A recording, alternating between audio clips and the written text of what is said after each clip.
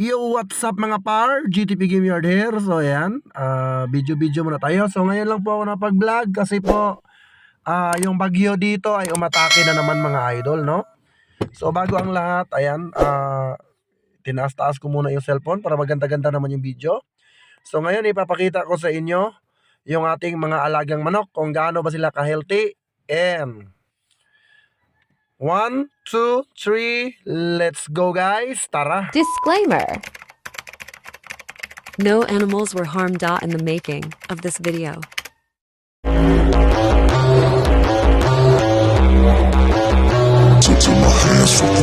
Got a hunger inside of me, a flame ignites entirely. I work daily quietly to build a perfect dynasty. A place where my mind is free from the chains of society. I take all anxiety and turn it to the finer things. Oh, don't take it slow, I got these places to go. I wanna grow, I wanna be something more. A different mode, I'll hit if I gotta go. Cause I got something to show the world that one day will know. You won't see me stop, no, you won't see me. Okay guys, so ito pala yung aking pumpkin sweater over golden monkey na cock. Ayan, kung makikita nyo, napaka-healthy nila kahit umuulan at bumabagyo dito. So may sikreto dyan guys, kung ang sikreto dyan para maging healthy, yung inyong mga alaga ay ugaliin nyo lang lagi mag-vitamins, purga, monthly, and syempre pagka uminit, liliguin nyo po. So ayan po yung aking Haney na wala pong talo. Still undefeated po tayo sa Haney. Haney line natin, no? Kasi wala pang update yung ating mga buyers na natatalo sila sa ating mga Haney. So kadalasang update nila is panalo po. Ayan naman yung aking isa pang Haney na Gilmore. So may papansin nyo guys, napakaganda niya, no? Napakaganda niya tignan. Partida guys ang lakas ng ulan, hangin. Pero ayan, napaka-healthy pa rin. Kung makikita nyo guys, no? Pulang-pula pa rin yung mga mukha nila. And still undefeated pa rin yan.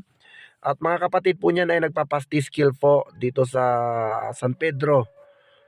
Ayan. So, ayan. Angat muna natin. Yung mga mangga natin malapit ng mamunga mga idol. Na pag namunga yan, busog na naman yung ating mga alagang manok. At ngayon naman ay ito yung aking Jugod Gray mga idol. Ayan. Blue bleed line po yan mga idol. Ayan. Blue bleed line. At syempre, papakita naman natin sa inyo itong ating napakagandang John Bishop Kelso. Ayan, idol. So, early bird po yan ay yellow. So, magbubulstag na po yan mga idol. No? At ayan guys, no? Ayan, malapit na mamunga yung mga mangga natin, no? Ayan, no? Dami. Ngayon guys, ito naman yung ating ayan, F1 Mount Banahaw at ang ating golden monkey sweater na mailap. Ayan, mailap po yan kasi bihira kong hawakan yan, lalo na nung bumagyo. Hindi talaga sila nahawakan guys. So, ito naman yung F1 natin na super brown red na napakatikas. So galawang guys, galawang Mount Banahaw talaga. At ito naman yung aking RRCN. So, ayan. Parang gumagapang yung ating video guys. Para medyo maganda naman yung quality. Ayan. Ayan yung ating tatay ng SBR natin ng mga super. No? Talagang ang lalakas nila. Pagdating sa cutting. So, yun din yung nagustuhan ko sa SBR, yung cutting. At yung palo nila guys, dikit-dikit. Siyempre, ayan o. Ngayon, dito naman tayo guys sa... Ayan yung ating red game farm na pure Raptor sweater na naging lasak. Ayan, pungkan yan dati pero naging lasak nung naglugon. 3 years old. Siyempre yung ating white streamer na anak ng ating RRCN na ginawa nating brood stag mga idol. At dito naman tayo.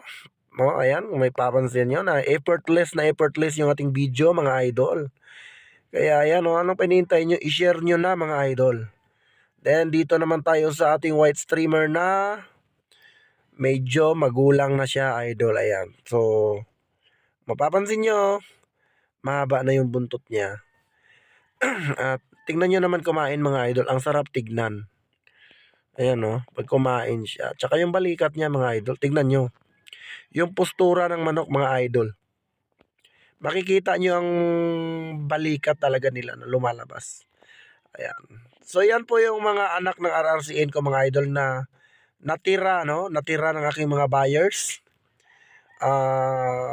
Ginawa akong broodstag kasi paikot-ikot lang naman yung breeding ko dyan mga idol, no. Hindi ako naghahalo, lalong-lalo na sa RRCN at Mount Banahaw.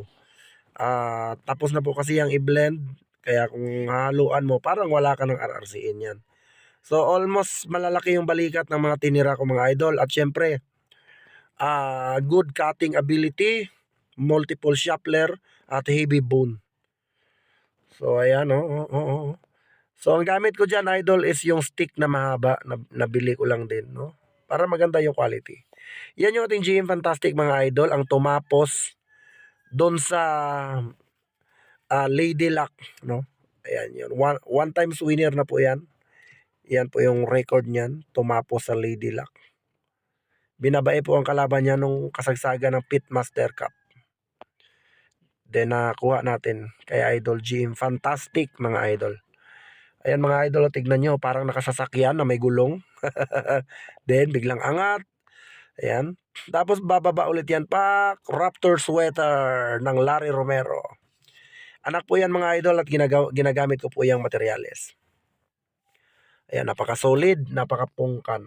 Siyempre, dito naman tayo sa, kung ano makikita nito, pak. Ayun, Doc Ronnie Magbalon of RGM Game Farm.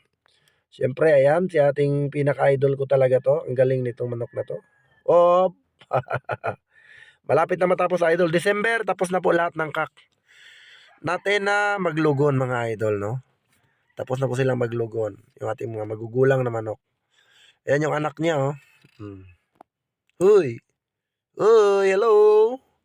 Hello, busy ka sa kain mo. Magugulat pa. Gulat siya mga idol.